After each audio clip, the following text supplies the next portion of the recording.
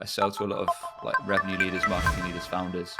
I think some expect me to join the call like being super salesy, like saying like, "Oh, we're the best agency ever," all that kind of stuff. Whereas I'm literally the opposite.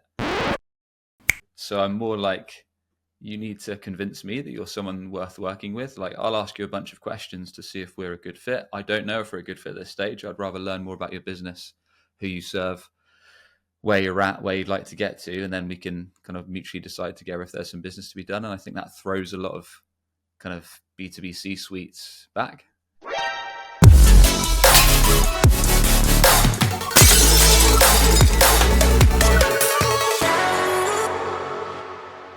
The highs and the lows of being a B2B founder. In this video, I'm going to dive into the ups, the downs of running a B2B service agency. We cover everything from day-to-day, anxiety of when things don't go well, how to keep your mental and physical health in good shape, what hasn't worked and what has worked for myself running a B2B service agency. A shout out to the Revenue Mind for having me on. Let's dive into the episode.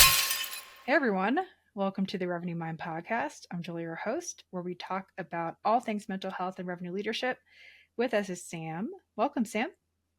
Hey, thanks for having me on. I look forward to the chat. Yeah, for sure. Thank you for your patience. I know it's been a little bit of a hectic ride, but really looking forward to getting into this. So I don't prep a lot of people for this, but or really anyone. First question: what makes you you? Oh, good question. Very good one. So I suppose there's a number of things really. What makes me me? Bit of a deep one, but I'll go at it from what I can. I suppose I haven't always been, but I nearly always have a bit of a chip on my shoulder. So pretty much with most things that I've done, be it anything from starting a podcast to going to the gym to where I'm going on for running, where I'm with my own business, I suppose I've always think that I need to do one better than I am. So I'm a bit, for better or worse, I've always got that kind of chip where I think, I'm in this certain place, but I think I could be doing a little bit better. But outside of work and business, quite laid back, generally speaking, sometimes too laid back. Have a family, have 2 kids, a wife, and a lot to be thankful for. Run an agency, so used to high stress levels, one day being great on top of the world, the next day wondering what the heck's going on, putting about 10 fires. So that's the probably briefest snapshot of it, but happy to dive in as you wish. Yeah, I love that. I tend to nod and smile a lot on these podcasts, because I can just I tend to relate to something that everyone says. Real quick, are you tired of seeing competitors above you in Google's organic search results and AI search every time dream clients are searching for your solution, your software, comparing vendors, or looking for problems that you solve? Meaning those competitors are stealing traffic, mindshare, pipeline, and revenue just because they invested in an SEO program. We fix that at Breaking B2B with an unusual approach to SEO and content marketing for B2B and SaaS companies. Why not book a call to see if we can start driving pipeline and revenues as quick as 90 days with our different approach? Head over to breakingb2b.com to grab a call. I look forward to chatting to you soon. Back to the episode. It's never enough, especially in business. There's always something, there's always more clients to be had or more money to be made or insert dilemma here or fire to be put out. It's just it's never I don't know if there's ever a day where we said, wow, I am content with what happened today. What are your thoughts there? Yeah, sometimes yes, sometimes no, which isn't the best response. A lot of people hate him, but I quite like the way Hormozy sums things up. So he calls it the game. Like, he often compares business things to video games, which I quite like.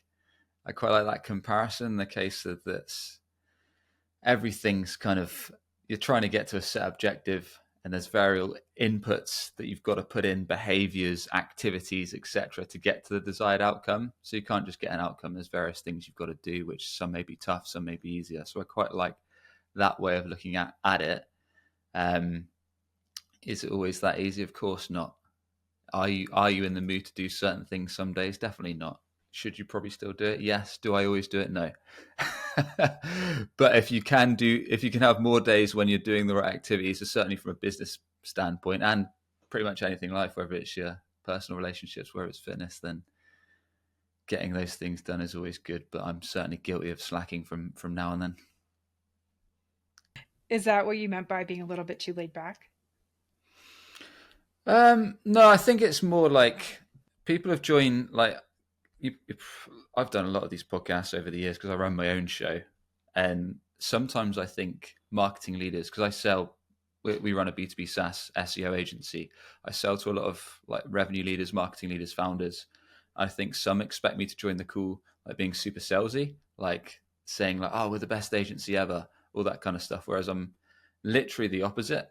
So I'm more like, you need to convince me that you're someone worth working with. Like, I'll ask you a bunch of questions to see if we're a good fit. I don't know if we're a good fit at this stage. I'd rather learn more about your business, who you serve, where you're at, where you'd like to get to, and then we can kind of mutually decide together if there's some business to be done. And I think that throws a lot of kind of B2B C suites back.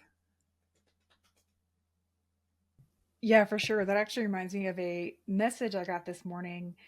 So I didn't necessarily elope, but I we got married in front of just immediate family, very small, and we're having a big my husband and I, and we're having a big party next year. So I reached out to a few places via the Knot. I don't know if there's an equivalent in the UK, Okay, but yeah, it's a wedding app. Um, gotcha. so wait, are you in the UK? I want to make sure I got Yeah, that yeah, right. I'm in the Okay, southwest of good. England. Okay, good. I was like, I thought so, but I didn't want to screw that up, and people be like, No worries. yeah, she fucked that up. Um, okay, cool. Yeah, so I was on the Knot, which is just a wedding app, and instead of a hard sell, I really liked what they did. They said, if you're not ready to tour yet, you can book a discovery call. And I was like, wow, for a wedding venue to do that? You guys got your sales stuff on tap. I'm gonna Mm, I'm gonna book a discovery call with you. So I feel like in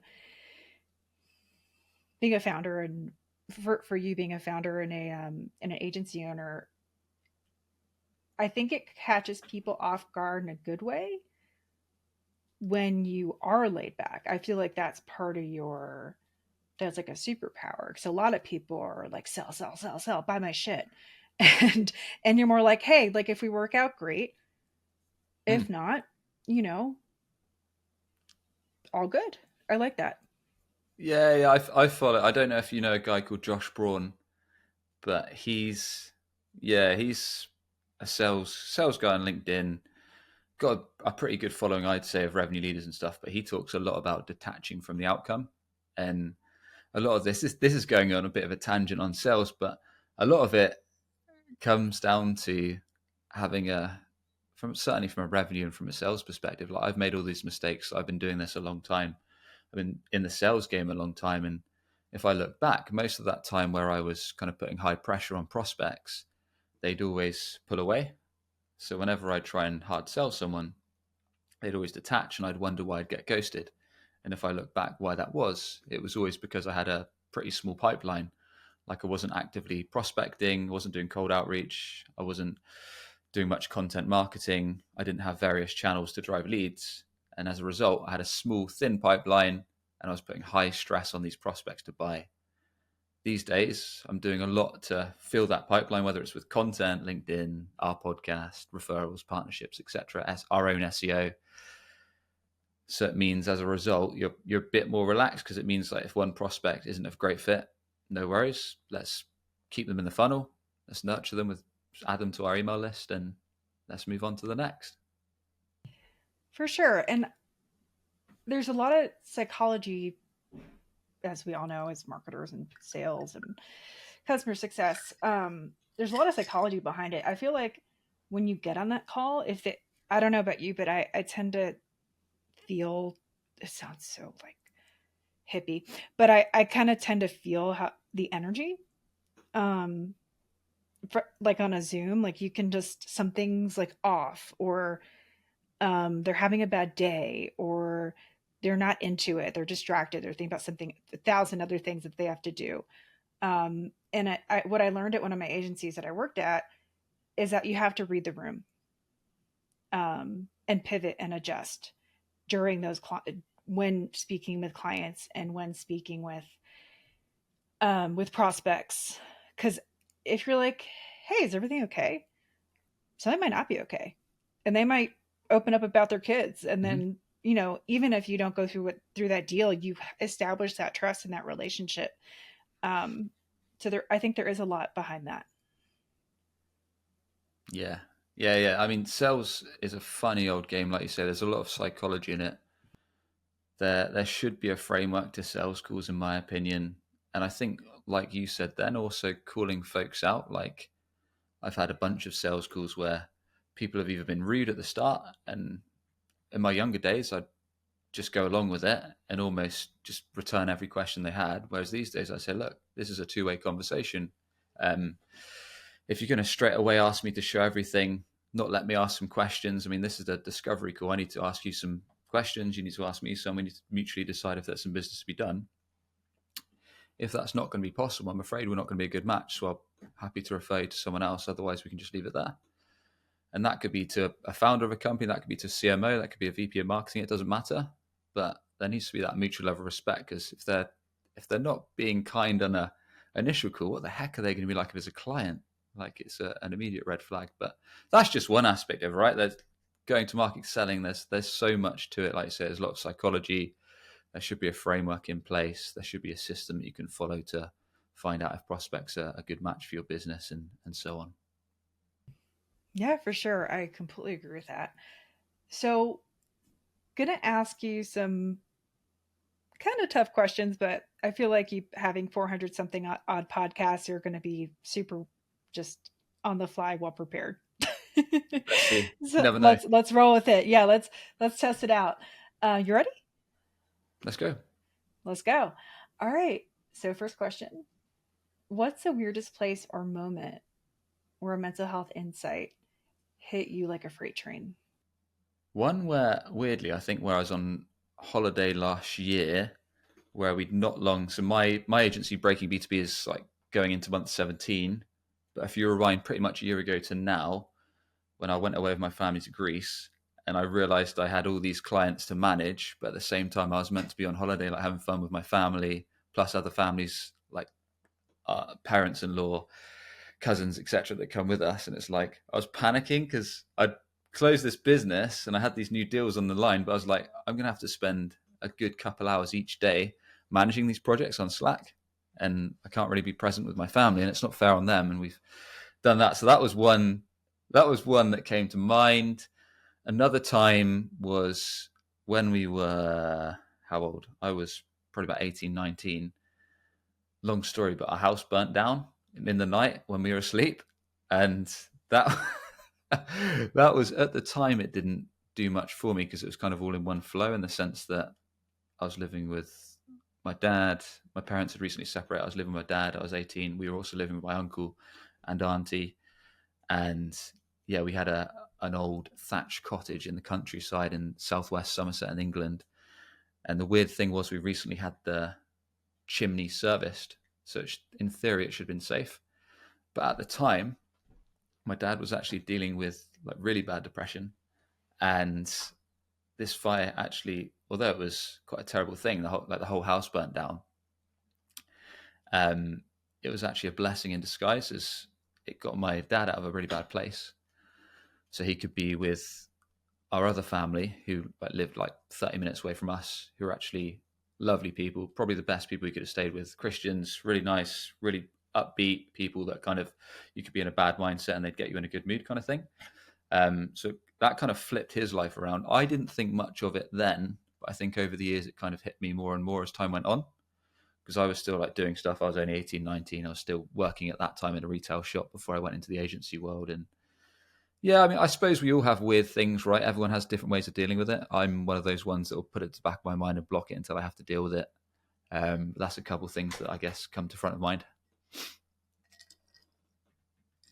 Yeah, thank you so much for being so transparent. First off, I am so sorry that that is terrible. I mean, wow. No one's injured though. Nothing like Yeah, I'm really. It glad everyone wasn't was like okay. yeah. There was no fatalities, and it was only stuff. And like these days, I don't even think too much about it. But very fortunate, I really. yeah, and I like that you mentioned it's only stuff.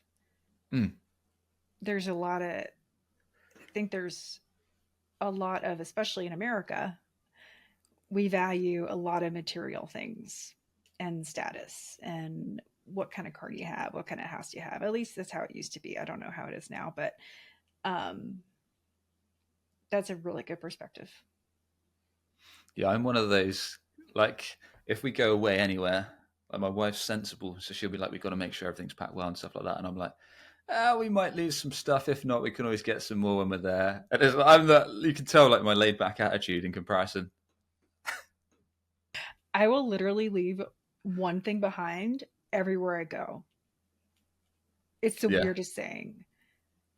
It's like one thing, and it could be something not a passport or driver's license or anything like that, but what, like, let's see, charger, a jacket. I'll tell you how bad I am. Yeah, only like this is a clear example of how bad I am. Yesterday, I went to collect my son from school. Somehow lost my house key whilst walking to the school. And then, because my wife was away in the city watching a show with the rest of with her mum and sister, I then had to get to our house, climb in through the living room window, and then let us all in. That's how bad I am. Yeah, I mean, yeah, you win. You win that. Pretty bad. Oh my gosh. So I want to talk about burnout a little bit. If burnout had a voice, what would it say? And when was the last time it spoke up?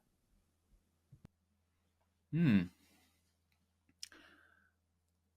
For me, I just seem to get illnesses. Really, like my main thing. I can only speak to personal experiences, but if I get like really tired or burnt out, I get styes. It's like in your eyes where in my case, it's just like pain and like your eye. You need to rub your eye all the time, which is like the worst thing you can do to a sty in your eye. So that's kind of like when I'm doing. I just get really tired and weakened and all that sort of things. Like in my last agency that I exited out of, that had three co-founders or three co-owners rather. In the end, I moved on and started this company, Breaking B2B, because we all kind of had different goals of where we wanted to take the business. And towards the end of that relationship, I was getting really stressed out because I wanted to kind of push forward and grow it as much as possible and move into the B2B space. Whereas one company owner had their own SaaS business on the side, so didn't really care about that agency so much. And then another owner had a different direction. In the end, we parted ways. But up to that point, I was getting so stressed out, and my wife was on at me to start my own thing for years and years, and I never did it. I was always kind of too scared or thought terrible things would happen, and so I suppose with me, it kind of you get tired out, I get styes, but everyone I guess gets different symptoms or illnesses, or might be mental, right? It might not be any physical things, but that's mine, I guess. Yeah, oh my God, that's bringing me back. I was at a company that was really intense, kind of like up at 5 in the morning doing webinars and that kind of intense. And there was one day where I wake up and I'm like, wait, I can't see. WTF, I can't see. And my eyes blew up to the point I sent one of my they call them work besties, like one of my really good friends at work. I was like, I can't be on camera today. My eyes are like the size of, or my eyelids are the size of, I don't know, golf balls. Like I can't be on work today. So it's interesting. There's physical manifestations, and then there's Mm, the kind of like that invisible, like it's all in your, not all in your head, but it's manifesting in your head, and you have these just either obsessive thoughts or anxiety or what do people think of me. um I mean, it goes in different directions. for But sure. I'm sorry about your sty. That sounds really painful. Fairly. I mean, I suppose like you say, it's I'm one of those people that brushes everything off. I'm like, it's okay, move on. But I guess I kind of have to because I run this business and we've only got so many staff right now as we're still growing. So it's kind of one of those things that everything kind of gets pushed back. Um, is that the best way of dealing with it? Probably not. Is it how I'll deal with it for the short term? Yeah, I think so. For sure. Yeah. I definitely I was talking who's I talking with? I was talking with one of the podcast guests, and I think it was yesterday. I was just like, I don't want to feel jack shit. So I'll throw myself into anything possible to not feel. And I think it's definitely a coping mechanism either that we're taught as kids or growing up in school, like you get made fun of for crying, or whomever, or whatever the case is, and then we just like stuff it. Or like you're saying in your case, you kind of like roll off your shoulder, but in reality, I'm assuming you're feeling it. Oh yeah, for sure, for sure. It's a tough balance, isn't it? Like you definitely gotta. I think men in general, not all, but certainly my family and folks I know are terrible at brushing things off and putting things on the back burner. But like you say, being able to have spaces to open up is important. In my experience, us guys are pretty bad at it. So I think having spaces to do that is smart, which is probably something I should actively look to do a bit more, especially with, like you say, the stresses that come running an agency. I'm thankful that we've got some great folks on our team that are helping me kind of build things out and look after client work and all that kind of stuff. But yeah, I mean, definitely something that I could personally improve, and I'm sure a lot of other folks could too. Oh yeah, you are not the only one. You are not alone in that. Men, women, old, young, we all tend, not all of us, but a lot of us tend to do it. Speaking of that hustle mentality, running an agency, when you're in season of hustle mode, what invisible cost do you pay that others don't see? Hmm. I suppose, yeah, kind of what we talked about, really. I suppose it's toll physically. So if you're working, like as you can tell, I'm in the UK, but a lot of my clients in the US. So certainly before I kind of hired someone for operations and to lead strategy for clients, then I'd be running. I still do. I run quite a lot of sales calls at night, like nine p.m., 9:30 p.m. my time. I run discovery calls, sales calls, that kind of stuff. Just because I'm working with time zones that are like 8 hours outside of my time zone, so that doesn't bother me. Like I'm quite fortunate in the sense that I suppose running a business, because 80-90% of our clients in the US, I can go steady in my morning time and like maybe do some stuff for my family. I've got two young kids, help my wife, and then do more stuff in the afternoon, evening. So it kind of balances out. But certainly in the early days, like I was going all gun blazing, like putting out content, managing projects, doing new business work, catching up in the evenings, answering slacks, like all that kind of stuff. And that I still do have days of doing that, but then I'll have other days where it's a bit more steady, if that makes sense. So I suppose it's kind of balancing out, which isn't always easy, and also what is the toll? I suppose more physically. So you wake up in the morning, you're quite tired, and the rest of it. But can I moan that much? No, because compared to some of my friends, all I'm really doing is sitting in front of a computer and talking. So in the grand scheme of things, I could be doing something that's like 10 times physically more straining or mentally straining. So in reality, I've got to think I'm very, very fortunate. That's a really good point. I think I had a post at one time after maybe 15 interviews. It was something along the lines of, we're all a little bit too stressed for being in B2B SaaS. Yeah, Like exactly. we take it way too Like, seriously. what if I was on the front line, like fighting for our country, or if I was, I don't know, a nurse or a doctor or whatever, or doing something that critically is like life saving or life or death? Like, don't don't realize how good I have it, really. Yeah, no, but there's I mean, we call it in the US, I don't know if it's a UK thing, but first world problems. Mm. Yeah, yeah, yeah. That's it. That's it. I don't know if you have an equivalent, but Yeah, that's what we we call say it. that like Oh, I okay. don't know. We'll just call that a small problem. Like just say something stupid like it's too hot today. I'm really tired, and then someone will say that's first world problems or whatever it is because it's never sunny where we are in the UK. But the last 3 days it's been like a heat wave. So people in England basically moan when it's raining, moan when it's cold, moan when it's hot, even though it's not hot much. So everything's an excuse to moan. But we'll be polite about it because we're British. Yeah, that's true. That's a really good point. That actually brings me to a follow up question. How did delegating help your mental health personally? Probably delegating wise, I suppose from a business standpoint, it certainly took a lot of stress and things off my plate. So that's always nice. It doesn't necessarily have to be business; it could be life in general. But when you've got people that can help you out, it just kind of takes a weight off your shoulders, doesn't it? If you know that everything doesn't rely on you, and you know you've got someone that you're confident can get the job done or whatever the task is at hand, it just puts your mind at ease so much. Like I say, small thing, but as an example, when I was away last year, and I had a bunch of clients that I knew had that were in different time zones: US, EU, Australia, and I was in Greece. I was just stressed out like crazy.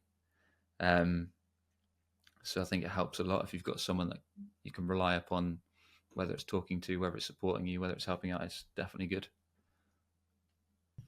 Definitely. It was either Matt Gredden or Justin Rowe, but we were talking about how it's almost impossible to turn it off. Oh yeah, yeah, yeah, yeah. I literally sometimes just come up with ideas at like 11, 12, and then we'll just note them down on my notepad. Well, my phone's note app. That's the problem, especially running a business. Like you don't some of the weirdest and best ideas I've actually had really late at night, which is kind of strange. But for better or worse, that is true. Especially with as a founder like Justin, he's built a much bigger agency than myself. But he is a friend of mine. He's been really supportive for my business. So I've got a lot of love for Justin, a lot of respect for what he does. Justin Rowe, Impactful, really good guy. Actually catching up with him in a couple of days. Um, but yeah, he's done some great stuff. Really, really humble guy. Like exited a company for a few million, I think, and now is going it back again. Really, really humble. In fact, a lot of similar B2B founders are in a similar mindset. But yeah, that is the downside. For better or worse, certainly I cannot switch off. There's always whether it's projects, whether it's marketing, whether it's content ideas. That's usually what it is. Weird content ideas for me or marketing ideas. It just doesn't stop. I know it's crazy. Mine is always during a nap. Hmm. I'm like, Well, whilst you're let trying to me get to sleep or when you are asleep. when I am asleep, Hmm. I'll put on this do not disturb. Just like I'm gonna just chill for 20 minutes, but I keep waking up because I keep having ideas. Hmm. And then I write them down. No idea why. That's quite cool, So though. I suppose it's annoying that it disturbs a nap, but good that you get the ideas. yeah, I get the ideas, but if I do like an hour, I eventually fall asleep and get some good rest. Yeah, yeah, yeah. That's why. I mean, I'm lucky that I get to do something that I actually enjoy. Like, I really enjoy a lot of the. Obviously, there's parts of it I don't enjoy, but I'm fortunate that a lot of the work I do, so that helps so much. Oh yeah, for sure. Yeah, this podcast is turning into something like a little bit kind of like evolving. Um and just doing this podcast alone for the past year, my number one value is human connection. So that for me has been, I think, the number one benefit of this podcast, especially working in remote and Mm, just hearing people's stories and just knowing you're not alone is has been really powerful, especially in this, this climate where sometimes, or a lot of times, especially in high pressure B2B SaaS, we kind of have to like suck it in and hold it in and be like, we're okay, we're fine, we're just crashing and burning on the inside. So to talk to everyone over the past year has been truly a blessing for me. Yeah, no, I completely get that. It's funny, like running a show myself. I feel the same. Like sometimes I can be on a bit of a downer or a bit stressed out or whatever, but then I have a great podcast conversation, almost revitalizes me. Like like you say, like talk about something interesting, have some back and forth, maybe have a bit of a laugh, whatever it may be, and then you kind of go out of it and you're like, oh, that was a really fun convo. Like I feel completely different to when we started. Yeah, for sure. I actually had a podcast recording yesterday. The person didn't show up. His partner said, I don't think you should do this." He was in a really bad state, but I was so impressed. He came on anyway, um, and shared what was going on. I think it was like the past week and a half that it happened, and just that observing that strength and that just inner resilience was really powerful. So stuff like that is just, I don't know. I don't cry a lot, but Mm. if I did, that that would definitely, it definitely got to me, like, in a way. Um, Yeah, it sounds like it. Well, hopefully they're getting the help they need, or I don't know, obviously their situation, but yeah, it sounds like they were going for a rough time. yeah, yeah. No, they're on their way. So I know that you've a couple little kids. Super cute. How old are they? So we've got a 7 month old little girl and then a 5 year old son.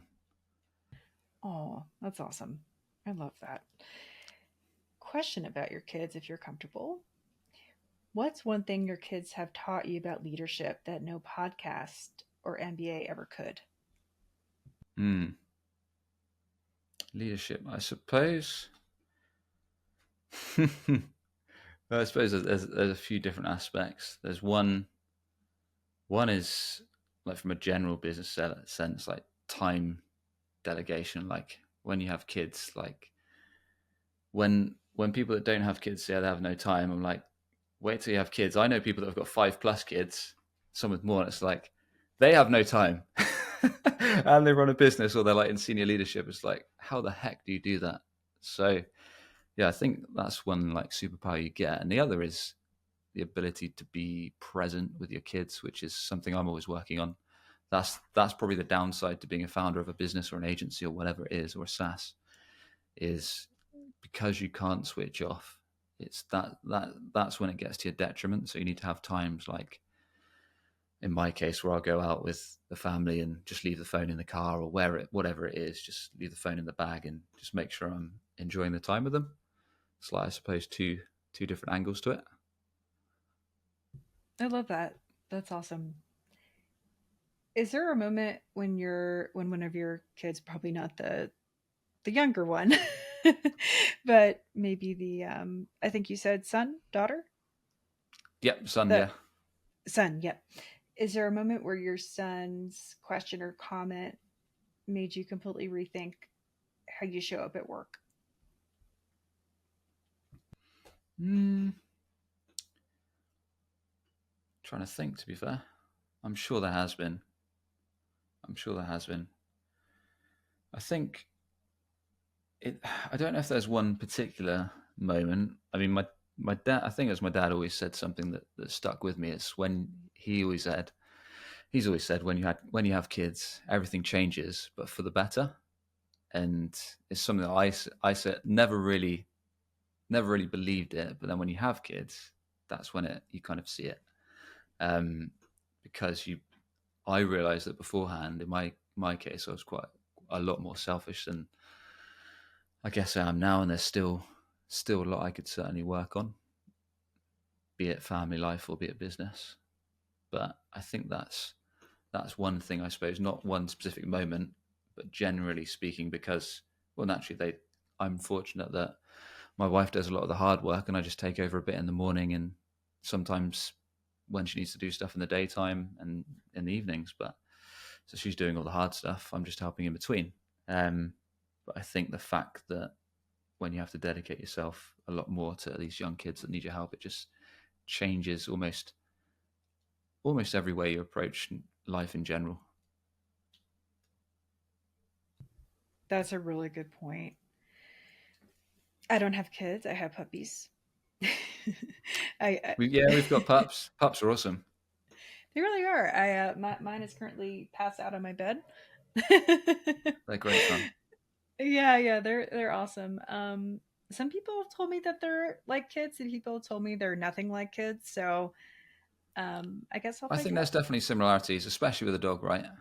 Because they're so loyal, and obviously they seem to be able to read the room. They're able to react to different people. Like really, I think they have a good grasp on personalities and how people are. Oh, for sure. My dog at the her name's Ellie. She picked out my now husband. Oh, there you go. And they're also matchmakers. Yeah, apparently, yeah. I was dating like maybe one or two guys or at the time, and the moment I knew was when she was in her kennel because she was real young. She was like 2, 3 months, and my he was my boy. My excuse me. I was just dating him at the time. A couple dates in, and he came to my apartment, and I had ice cream. She comes out of the kennel, goes right to him. There you go. It And I'm like, all right, I guess this is the guy. Because was if meant to you're be. not going for the pup cup and you're going for this guy I'm dating, I mean, you have a good sense, man. Oh, that's pretty cool. That's a nice Yeah, story. yeah, yeah, it was nice. Great. Okay, so let's see if I think we are going to switch over a little bit. Give me one sec.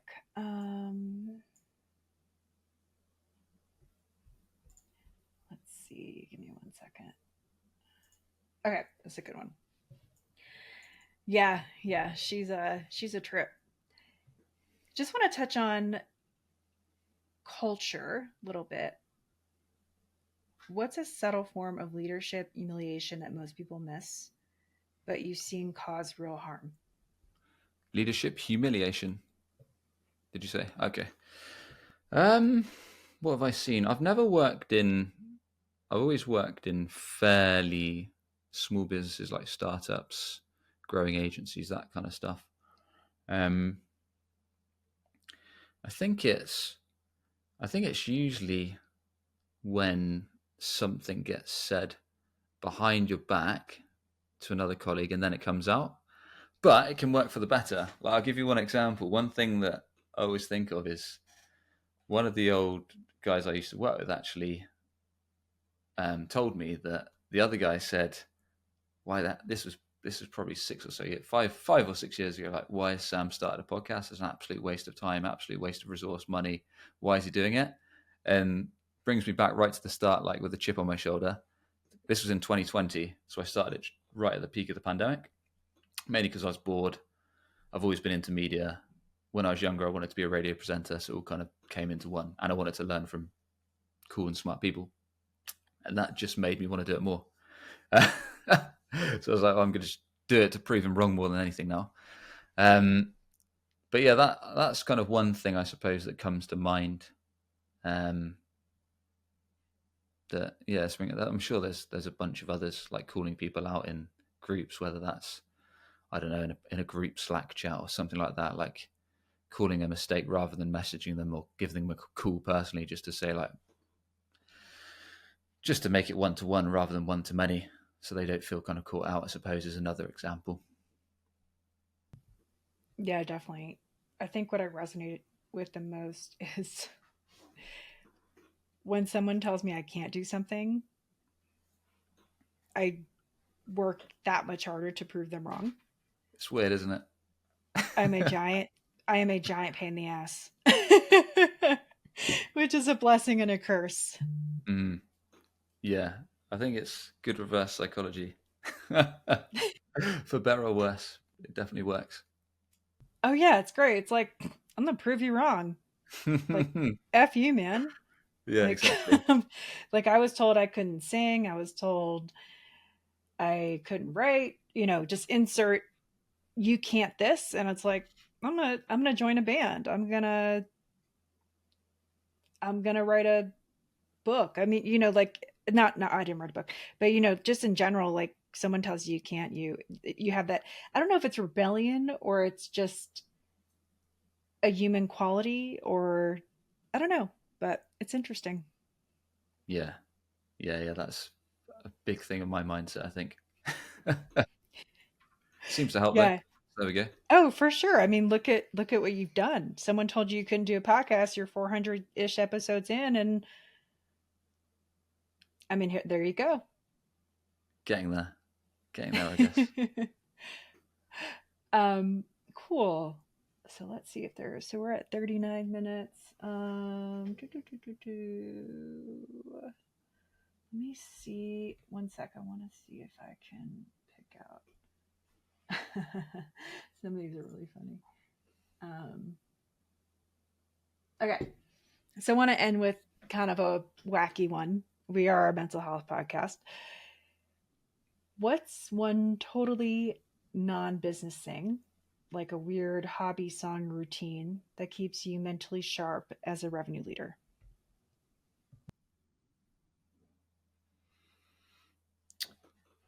Few things, I suppose. Main one for me is fitness. So I go to the gym a fair bit, a few times a week.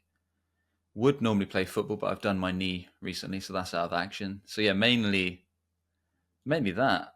Like I manage a football soccer team. You folks call it in the US. So I manage a six-a-side soccer team. I mess around with that. I'm usually playing football, soccer a couple of days a week, and yeah, I go to the gym 3-4 days each week. Walk the dog, that kind of stuff. Just where you can, like you say, get a bit of a reset. Think of something usually outside of work, and it's very cliche, but physically, if I feel like I've done a bit of work physically each day, like if I don't do something physical each day, I'm in a very bad mood come the end of the day. I'm yeah, not good to be around because I'll just be annoyed. I'll be more annoyed at myself. That's the main thing. I'll be annoyed at myself that I didn't do the work. Um, so I'll be like, oh, I should have gone to the gym. That was a waste of time. Like even if I've done good stuff at work, like I'll be annoyed. So it's not necessarily that healthy from that set, but it does seem to help me out generally speaking. I think that's quite a common one. Oh, for sure. I if I so a couple things. So if I work out, I'm not only in a better mood, but I have a better day, like you mentioned. I'm also nicer and more upbeat and more positive. And it also kicks off my entire day, like the entire routine. I'm like, all right, let's go. Like let's kick ass, let's do this. And I mean, you obviously have the endorphins, but I think when we have such a powerful start to our day, whatever it may be, um, it really sets the tone for everything else. Mm. Yeah, yeah. I think and it doesn't have to be that, right? Like everyone has their own thing, whether that's going for a walk or jog or something completely different. Like it doesn't have to be fitness related, but that's mine personally, and it seems to do the trick. I suppose it's a mix of like the physical and the mental and the think about other stuff for an hour or so, whatever it is, and then get back to it. It works well. It's weird how sometimes problems seem so bad when you're just staring at a screen, and then if you can get away for an hour or so, it does seem to help quite a lot. Oh yeah, just breaking the monotony of staring at a screen, and you go on a walk, even 10-15 minutes, and it's like, oh wait, oh I got it. let's let's oh I finally got it, thank you. Yeah, And then you go back, you're like, oh, that was the problem. It seems so hard when you're staring at the screen. When you go just get outside and look at a tree, you come back and you're like, oh wait, that makes sense. um yeah, and I think there are people, I mean, everyone has a different outlet. Like some people write, some people read, some people stare off into the sunset. Like everyone has yeah. a Oh, different exactly. release. For Definitely. sure. Well, this was great. I know you're all over LinkedIn, but would love to hear, if there's anything you're working on or want to talk about in the podcast, or if people have questions. Yeah, yeah. I appreciate you having me on. So I suppose the main three for me are LinkedIn, mainly rambling about what's working at the moment in SEO and B2B marketing to drive pipeline, and then the other one is the Breaking B2B podcast, where we basically interview either SaaS or B2B marketing leaders and we talk about what's actually driving growth at their company today. Or I'll do a solo episode on either SEO, a weird case study or experiment that I'm running around B2B marketing. Or if you want to check our website, it's breakingb2b.com. Awesome. Thank you so much, Sam. Really, really appreciate it. No, I appreciate having me on. Thanks for the chat. And if you haven't yet, why not join thousands of B2B legends enjoying my weekday newsletter for unusual B2B marketing strategies, SEO tips, weird experiments I'm running, and fresh podcast updates. Head over to breakingb2b.com and hit that newsletter tab. And with that, I shall catch you on the next one. Cheers.